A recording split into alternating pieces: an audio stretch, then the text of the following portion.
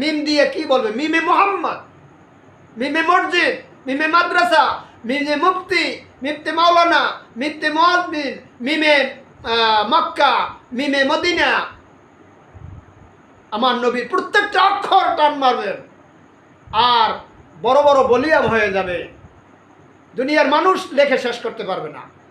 লাউ কানাল বাহরু মিদাদাল লিকালিমাতি রাব্বি লানাফিদাল বাহরু ক্বাবলা আন তানফাদা কালিমাতু রাব্বি ওয়ালাউ জিনা বিমিসলিহি মাদাদা।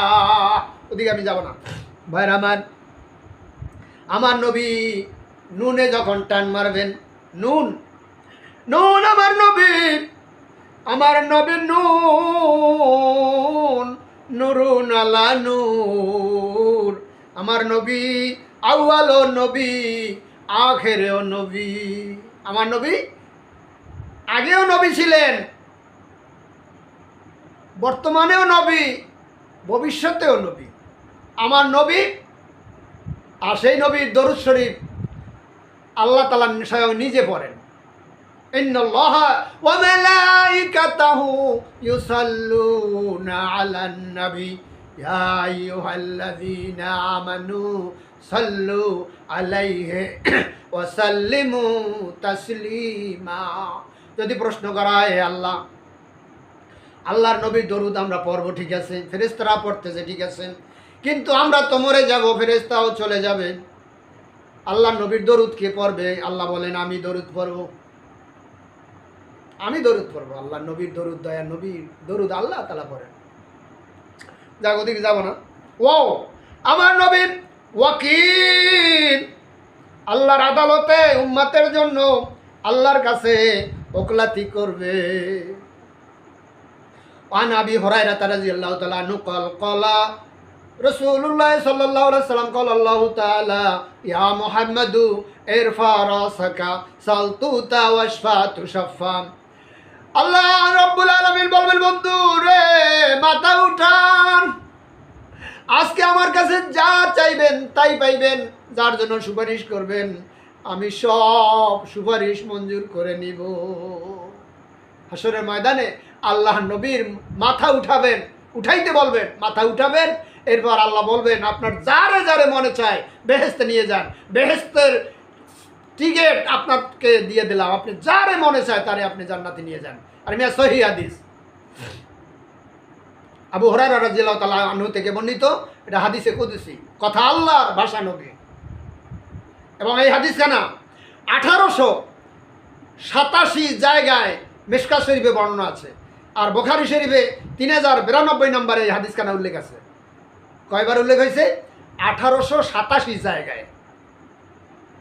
কম্পিউটারের যুগ, কথা বলবো, দলিল দিব না, সে আমি করি না, আপনারা তালাশ করে দেখবেন। আন আবি হুরায়রা রাদিয়াল্লাহু তাআলা আনহু ক্বালা রাসূলুল্লাহ সাল্লাল্লাহু আলাইহি ওয়াসাল্লাম ক্বালা আল্লাহু তাআলা ইয়া মুহাম্মাদু ইরফা রাসাকা সালতুতা ওয়াশফা তুশাফা।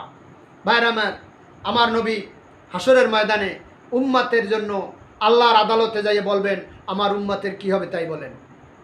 ওয়ালা সাওফা ইউতিকা রাব্বুকা ফাতারদা, ওয়ালা সাওফা ইউতিকা রাব্বুকা ফাতারদা। হে নবী, আপনাকে আমি এমন জিনিস দিব, অতি শীঘ্র আপনাকে এমন জিনিস দিব যে জিনিস পাইয়া আপনি খুশি হয়ে যাবেন। দয়া নবী বলেন লান আরদা, আমি খুশি হব না, হাত্তা ইয়াকুনা ওয়াহিদিন উম্মতি ফিন্নার, আমি খুশি হব না যতক্ষণ পর্যন্ত আমার একজন উম্মত জাহান্নামের আগুনে জ্বলবে, ততক্ষণ পর্যন্ত আমি খুশি হব না। সেই নবী আমাদের, সেই নবীর সুন্নাত পালন করে মানুষ জান্নাতে যাবে, আর আপনি পিছনে পড়ে যাবেন। আল্লাহ নবী বলছেন মান আহাব্বা সুন্নতি ফাকাদ আহাব্বানি ওয়া মান আহাব্বানি কানা মাইফিল জান্নাহ, যে আমার সুন্নাতকে মহব্বত করবে, ভালোবাসবে, সে আমার সঙ্গে জান্নাতে যাবে।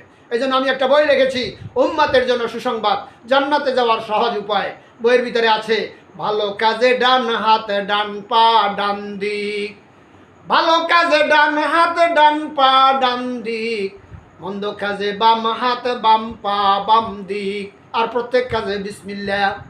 কোরআন শরীফ ধরবেন ডান হাত দিয়া, মসজিদে ঢুকবেন ডান পা দিয়া, বাইর হবেন বাম পা দিয়া, মন্দ জিনিস ধরবেন বাম হাত দিয়া, ধরতে হয় মন্দ জিনিসটা বাম হাত দিয়া।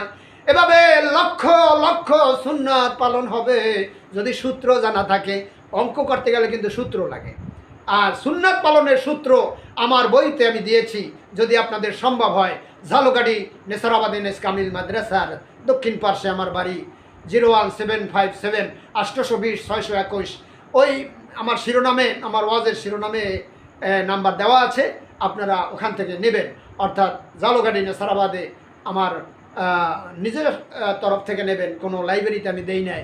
10,000 বই ছাপাইছি, এখন হয়তো 300 বই থাকতে পারে, বাকি সব চলে গেছে।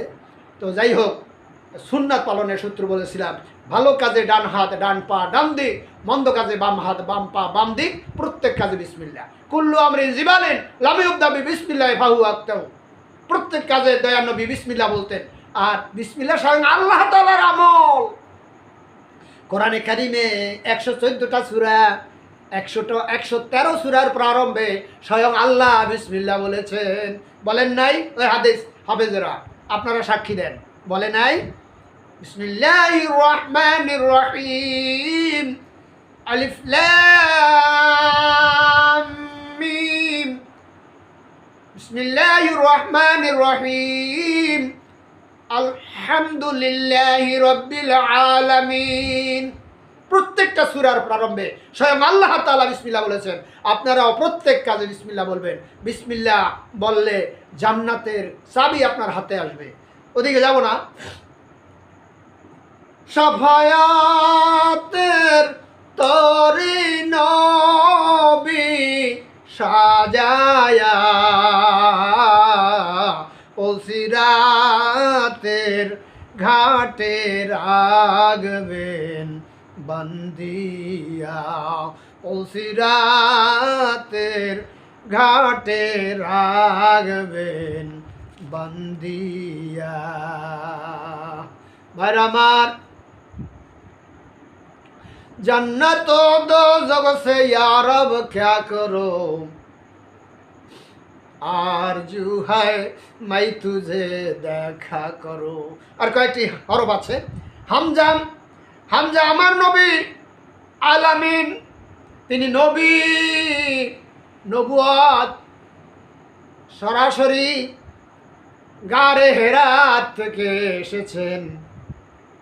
আর আগে লোকেরা দয়ার নবীকে বিশ্বাসী বলে উপাধি দিয়েছে।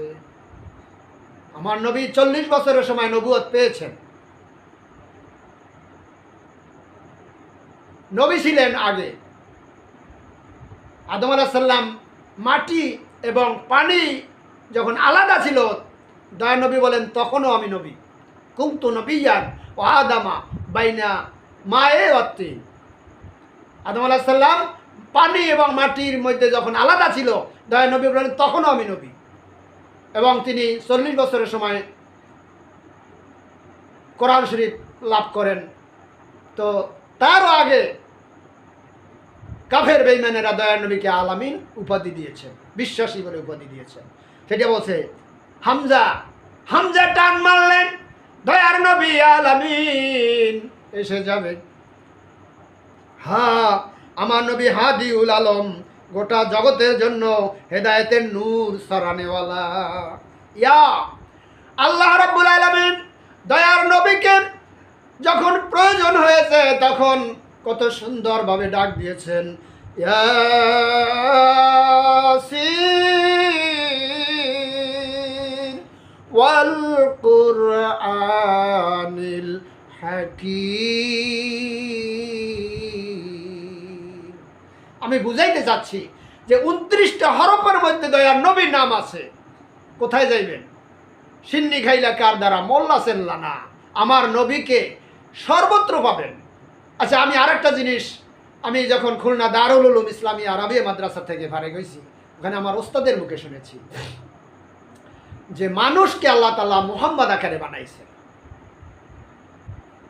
মানুষকে আল্লাহ তাআলা মুহাম্মদ আকারে বানাইছে। এরপরে আমি তাফসির যখন খুলে দেখছি, তাফসিরের ভিতরে আমি পেয়েছি যে মানুষকে আল্লাহ তাআলা মুহাম্মদ আকারে বানাইছে। কীরকম? নমুনা দেখান, চিত্রটা দেখেন।